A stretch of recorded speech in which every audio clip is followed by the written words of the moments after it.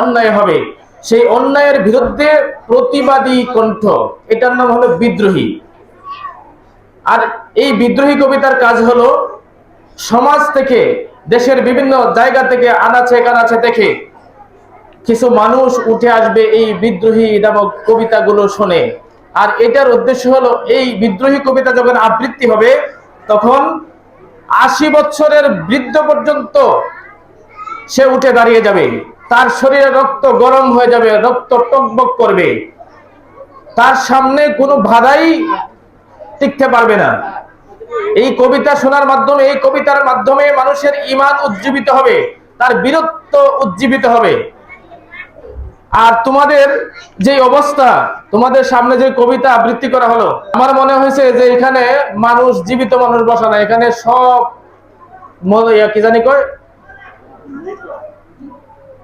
এদিকে জানি কবরস্থানে কি করে, কি বলে না, গুরুস্থান বলে না, মন্দি খোলা। আমার কাছে মনে হয়েছে যে এখানে এটা মন্দি খোলার ভিতরে চলছে। মানে তোমরা সবাই যেমন অন্য মনস্ক, কেমন জানি কোনো এদিকে কোনো খবরই নাই। কেন? বিদ্রোহী কবিতা শোনার পরে প্রত্যেকটা মানুষের শিরায় শিরায় রক্ত প্রবাহিত হবে, মনে হবে যেন সামনে যা আসবে পাথরের পাহাড় পর্যন্ত চুরমার করে ফেলবে। এইটাই হলো কবিতার উদ্দেশ্য, বিদ্রোহী কবিতার উদ্দেশ্য হলো এটাই। কারারই লৌহ কপাট, একই উদ্দেশ্য।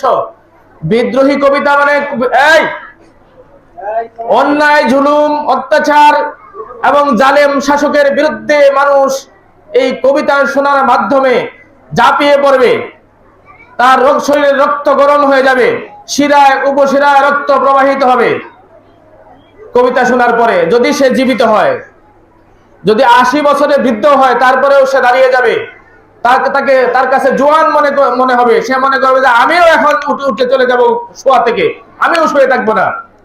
আর তোমরা মনে হয় যে মারাই গেছো। মৃত মানুষ ছাড়া কেউ ঠিক থাকতে পারে না।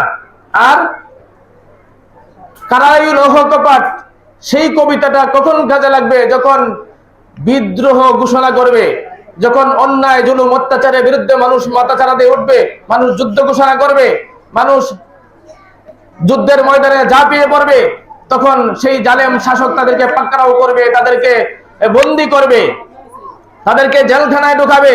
আর সেখান থেকে, জেলখানা থেকে বের করার জন্য আরেক মানুষকে উজ্জীবিত করবে, উদ্বুদ্ধ করবে। তারা জেলখানা গেট ভেঙে ফেলবে, তারা ভেঙে ফেলবে, লাথি মারবে, লাথি মেরে তারা লোহার জেলখানা ভেঙে ফেলবে। এটাই তো বুঝাইছে, এই কথাই তো কাজী নজরুল ইসলাম বুঝাইছেন। তোমাদের মনের মধ্যে যদি স্পিড না উঠে, তোমাদের মনের মধ্যে শক্তি, সাহস সঞ্চয় না হয় কবিতা শোনার পরে, তাহলে কিসের কবিতা শোনো? নিজে শিখতে হবে, নিজে উদ্বুদ্ধ হতে হবে এবং কবিতার মাধ্যমে অন্যকে উদ্বুদ্ধ করতে হবে।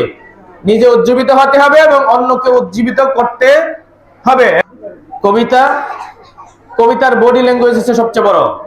এখানে অনেকেরই মোটামুটি ভালো, আলহামদুলিল্লাহ, আবৃত্তি হয়েছে, কিন্তু বেশিরভাগ লোকেরই, মানে একজন ছাড়া আর কেউ বডি ল্যাঙ্গুয়েজ অ্যাপ্লাই করে নাই। কেন? তোমরা এই কবিতাটা, বিদ্রোহী কবিতাটা, শহীদ উসমান হাদির ভিডিও দেখো নাই? দেখছো না কিভাবে আবৃত্তি করতে হয়? বোঝো নাই? সেইভাবে আবৃত্তি করতে হবে। তো যাক, আলহামদুলিল্লাহ, মাশাআল্লাহ, যথেষ্ট ভালো হয়েছে। এখানে তোমার বডি ল্যাঙ্গুয়েজটা যদি ফিট করতে পারো, তাহলে আরো মানে 80% তুমি সাকসেসফুল। সামনের এটা কিছুদিন পরে পরেই প্রতিযোগিতা হবে। বিদ্রোহী কবিতা এবং কারারই লৌহ কপাট, আরো যে কিছু কবিতা আছে, এই কবিতাগুলি প্রায় সময় আমরা প্রতিযোগিতা নিব। তোমরা প্রস্তুত থাকবে, প্রত্যেকটা ছাত্রছাত্রীকে প্রস্তুত থাকতে হবে, প্রত্যেকটা ছাত্রছাত্রীকে প্রস্তুত থাকতে হবে এবং শিখতে হবে। এবং এইগুলি তোমাকে এই প্র্যাকটিস করতে হবে, একা একা, ক্লাসরুমে, বাড়িতে, রাতে, জঙ্গলে বসে, রাস্তায় বসে, বিকালবেলা নদীর পাড়ে বসে তোমরা এগুলি প্র্যাকটিস করবে একা একা। মানুষের সামনে তো হয়তো লজ্জা করে, শরম করে, ঠিক না? যখন মানুষের সামনে যখন করবে না, যখন নিরিবিলি থাকবে, নদীর পাড়ে যায়া তোমাদের সামনে কত সুন্দর আছে, চোখের মধ্যে দেখো কি সুন্দর সিনারি, কি সুন্দর একটা পরিবেশ, ওই পরিবেশে যায়া, সরিষা ক্ষেতের ভিতরে যায়া, নদীর পাড়ে যায়া তুমি প্র্যাকটিস করবে, কবিতাগুলি আবৃত্তি করবে। যখন মনে করবে যে আমি পারতেছি, সুন্দর হয়েছে, তখন মানুষের সামনে তুমি অ্যাপ্লাই করতে পারবে, মানুষের সামনে বলতে পারবে। কারণ মানুষ যখন জিনিস জানে, জ্ঞান আহরণ করতে পারে, মানুষ যখন কোনো কিছু ভালোভাবে করতে পারে, তখন সেটা মানুষকে দেখাইতে মন চায়। আর যদি না পারে তাহলে আর দেখাইতে মন চাইবে না, ঠিক না? তুমি যখন পারবে তখন সব জায়গায় চাইবে যে আমি বলি, আমি করি, আমি দেখাই মানুষকে। আর যদি না পারো তাহলে খালি খালি সিফা সাফায় ঘুরবা, যাতে আমাকে কেউ না দেখতে পারে, ডাক না দিতে পারে। নাম দিলেও তুমি পিছনে থাকবে কেন? এই যে যে কয়েকজন ছাত্রছাত্রী কবিতা আবৃত্তি করেছে, মোটামুটি ভালো হয়েছে। তো তোমরা যদি না করতা, চেষ্টা না করতা, তাহলে কি এতটুকু হইতো? হ্যাঁ, যারা এই স্কুলে পড়ে না, স্কুলে আসে না, চেষ্টা করে না, তারা কি এগুলি পারে? পারে না। সবাই পারবে, সবাই পারবে যদি চেষ্টা করো।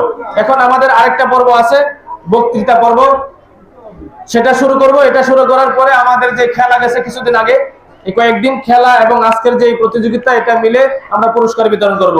এই পর্যন্ত তোমরা ধৈর্য সহকারে বসবে।